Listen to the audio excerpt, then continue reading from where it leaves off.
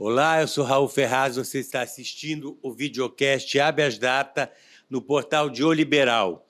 Hoje temos a honra de entrevistar o Dr. Breno Cardoso, advogado, mestre em Direito pela Universidade Federal do Pará, especialista em Direito Tributário e Societário, procurador da Junta Comercial do Estado do Pará, ex-presidente da Associação dos Advogados Tributaristas do Estado do Pará e sócio do escritório Leite Cardoso e Melo Advogados Associados. É isso, doutor?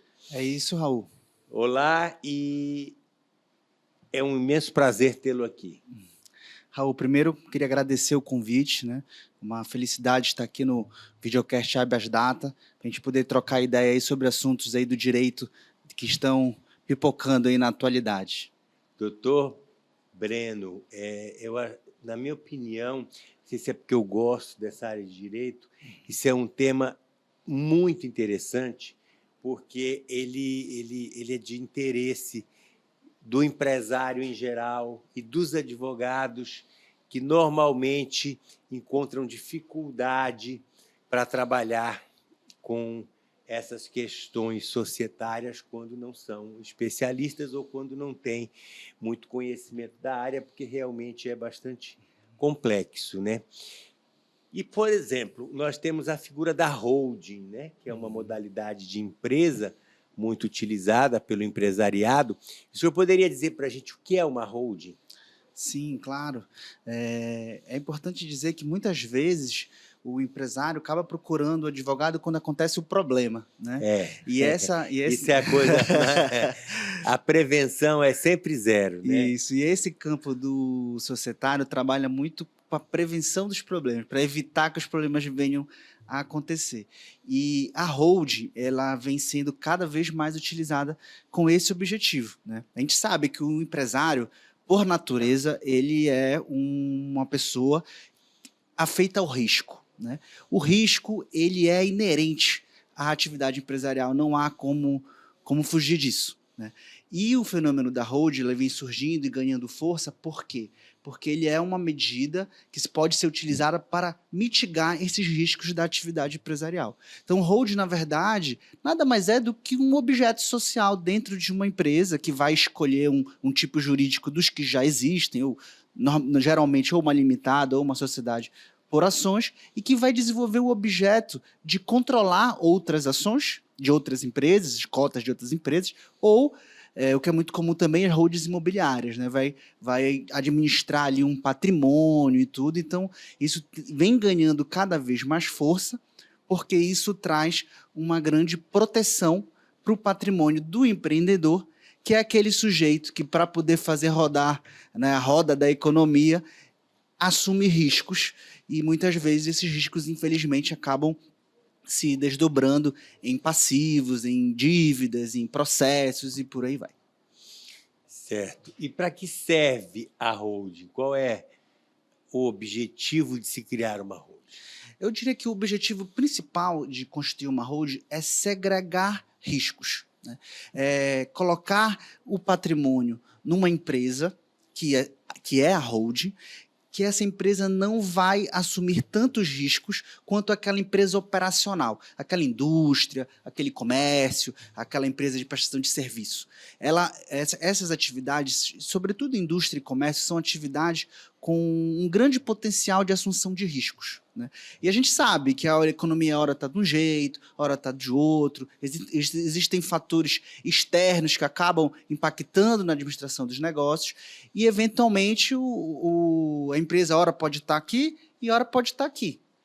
Trocando em miúdos, a holding seria uma empresa que é dona de várias empresas, ou acionistas, ou cotista. Ela serve para segregar o risco. Ela vai ser dona de ativos, que podem ser ações ou imóveis, que não vão estar sujeitos ao risco do empreendimento, porque o empreendimento, a atividade, né, de indústria e comércio, vai estar em outra empresa. Entendi. Então, como o patrimônio está na holding e a atividade de risco está em outro CNPJ, em teoria, o patrimônio da holding não responde pela dívida do CNPJ operacional, como a gente chama. Porque ela é só uma investidora. Isso, e isso traz uma grande proteção para o empreendedor. Então, ela pode ser utilizada para proteger o patrimônio do empreendedor dessa maneira, de modo que o risco do negócio fique para aquela empresa que contrai o risco pela natureza do negócio e não se contamina com a holding. É isso? E isso é importante também para diferenciar o patrimônio, né? Porque quando se cria uma sociedade, uma pessoa jurídica, ela tem autonomia patrimonial. Então, ela tem os seus próprios ativos e as suas próprias obrigações, seus próprios passivos, que não devem se confundir com os ativos e os passivos dos sócios, né? E de outros investimentos que, eventualmente, a pessoa tenha. Então, ter cada atividade no seu quadrado, digamos assim, é válido porque se uma delas enfrentou alguma crise, alguma dificuldade, aquele problema fica limitado naquele braço da operação, não contaminando os outros braços. E a holding pode ser utilizada para planejamento sucessório? Sim, também. Como é que isso se dá, enfim? Cada vez mais vem ganhando espaço a questão da holding no planejamento sucessório. Existem vários benefícios em relação a isso. O processo de inventário é muito mais simples, né? Você vai inventariar só as cotas, não vai inventariar o patrimônio. O custo é muito mais barato, né? Só de economia de impostos, ainda mais agora com um projeto declarado aí do governo de querer aumentar os impostos, né, de herança e tudo, é mais barato. Mas eu diria que o fator principal, eu acho que entre as qualidades de utilizar uma holding para um planejamento sucessório, eu acho que o fator principal é a gente ter ferramentas para solucionar os conflitos. Porque quando eventualmente alguém venha a falecer e essa pessoa tem patrimônio, vai se inventariar, vai se discutir, etc. O que acontece é um condomínio entre os sucessores. Quer dizer, aquele imóvel lá, todo mundo é dono. E aí, quando todo mundo é dono, o problema é que se você vai querer... Tem uma imensa discussão, um quer vender, outro não quer Exatamente vender, outro quer alugar, quer dizer, você vai ter que acabar levando a leilão aquilo para... dividir. Exatamente isso. Então, é natural que as pessoas tenham divergências, né? E quando se tem um condomínio fruto de uma sucessão hereditária, tem que ser unânime. E a unanimidade é muito difícil, né? A gente sabe de ser alcançada, sobretudo nesses momentos de mudança e etc. E a holding, ela tem essa grande vantagem.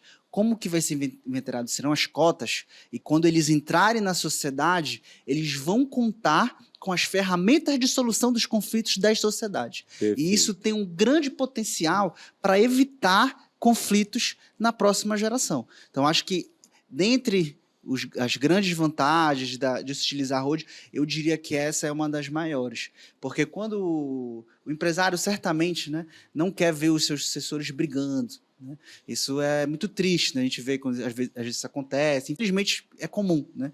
E ter ferramentas de solução de conflitos já previstas anteriormente, certamente é um fator mitigador desses conflitos. Ainda no caso da sucessão, quando eu tenho todo o patrimônio no nome de uma holding e eu vou dividir as cotas da holding entre os herdeiros, é bem diferente se eu tivesse esse patrimônio todo em nome da pessoa física do falecido, porque eu teria que pagar muito mais imposto se estivesse no nome da pessoa física.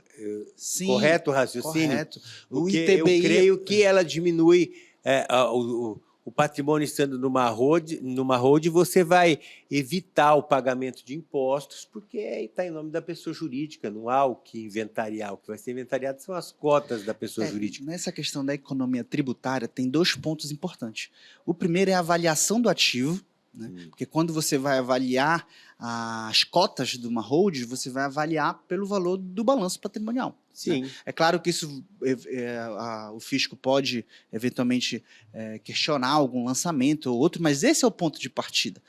Já quando se vai avaliar um patrimônio imobilizado, né, a gente sabe que muitas vezes os critérios de avaliação dos fiscos são outros, né, de mercado, e algumas vezes até não muito razoáveis, né? Então, pela avaliação, já vai ser uma grande economia, porque certamente o valor das cotas será menor. Mas, mais que isso, O imposto também é mais barato porque é outro imposto, né? O imposto de causa-mortes é um imposto estadual, ele é progressivo, podendo chegar em alguns estados até 6%, e está se falando em aumentar. Já o imposto de transmissão de bens imóveis, que é o ITBI, que vai se pagar, gira em torno de 2%. Então é bem menos. E com a grande vantagem de já deixar a coisa encaminhada em vida para evitar problemas no pós-morte, digamos assim. No contrato social você pode colocar uma série de cláusulas amarrando, né, questão sucessória e até fazendo previsões de como isso deve acontecer. Isso, e o principal que eu diria é o contrato social tem que trazer ferramentas claras para solucionar os conflitos. Exatamente. Porque essas regras vão ser aplicadas aos novos acionistas que adentrarem na sociedade e aí vai ter lá a solução. Decidiu, votou, convocou, a maioria decidiu, é o que está valendo. Se foge dessa unanimidade e se trabalha com um princípio majoritário próprio das sociedades empresárias, que em termos de resolução de conflitos, é muito mais interessante do que o critério do condomínio. Sim. Doutor, a holding serve para todos os casos? Ou onde é que elas... o benefício da holding se concentra ou se limita? Porque eu imagino que nem todos os casos têm aplicação da holding. Isso é importante, Raul, você ter comentado, porque a holding está virando meio que uma moda, né? Aí todo mundo quer fazer holding, holding para cá, holding para lá. Mesmo sem saber, às vezes, o holding que é cofre, holding não sei o quê. Então inventam um monte de coisa. E a gente precisa sempre identificar cada caso, né? É importante ter em mente que uma holding, ela é uma sociedade empresária. E como qualquer sociedade, ela vai trazer obrigações, como você tem que ter um contador, você tem que pagar a TLPL, você tem que transmitir as suas obrigações acessórias, e isso traz um custo, né? E aí você precisa mensurar se o tamanho do patrimônio versus esse custo que você vai ter mensalmente para o resto da vida, né? Para ver se realmente vale a pena. Então, eu diria assim que uma família de classe média com um apartamento, por exemplo, não vai, entendeu? Mas vai ter muita gente querendo fazer holding para essa pessoa. Eu acho que a holding é muito indicada para grandes conglomerados, né, de empresas, onde tem várias empresas, onde tem família com capital diversificado, enfim. Um pequeno patrimônio não é... Você vai ter um custo muito alto, creio eu. Agora, o que assusta e espanta, e me espanta como advogado, e eu não sei se o senhor concorda com isso, é a promessa que muita gente faz por aí, de que a holding é a solução para proteger aquele devedor contumaz, inadimplente, que não quer pagar a dívida. Existe essa visão de blindagem do patrimônio, como se ele pudesse ficar devendo para todo mundo e ninguém pudesse chegar aos bens dele. Isso é um mito, isso não é verdade. É verdade. Eu gostaria que o senhor falasse um pouco sobre isso. Bem pontuado esse ponto, Raul. Realmente isso é um problema, porque o planejamento, né, seja ele societário, seja sucessório, seja tributário, ele tem que ser feito de forma prévia. Sim.